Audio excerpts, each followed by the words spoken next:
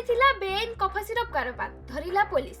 सूचना अनुसार बलांगीर जिला पाटनागढ़ पुलिस बेआईन कफा सिरप कारोबार नहीं खबर पाइथिला। एने police Patnagarh Rampur petrol pump निकटरू बाइक रे जाउथबा 3 जन को संदेह करी अटकाइथिले। पुलिस तांकठारु 50 टी बेआईन कफा सिरप पाइथिला।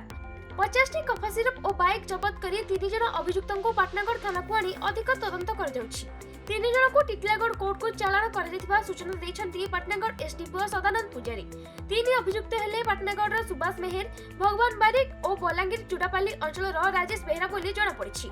तांको जमीन खारज होबा परे पाटनागढ़ जेल को पठाजिबा नै सूचना मिलिछि। गतकाली खबर मिलला कि कफ सिरप नेगे 3 जन आछन चुडापाली जारो अस्पिंग निर्देश रे एक टीम फॉर्म कराला।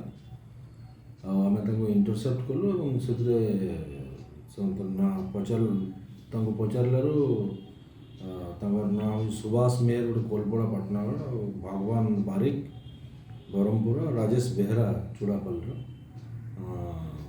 दुई जन को प्रथम इनिशियली धरा है 2 जन को जो कि से आणुले राजेश बेहरा चुड़ापाली से पाखर 50 गोटे एस्क्रप कफ सिरप जब्त है। 2टा मोबाइल 50टा एस्कप कफ सिरप और होंडा साइन गाड़ी गोटे यही संक्रांत पाटनागढ़ थाना गोटे केस है 414 केस नंबर 28/2025 अंडर सेक्शन 21 और 29 एनडीपीएस एक्ट फॉर्मालिटीज पर अरेस्ट कराई आज से कोर्ट चल। बलांगीर गुप्तेश्वर पृष्टि रिपोर्ट खबर ओडिशा।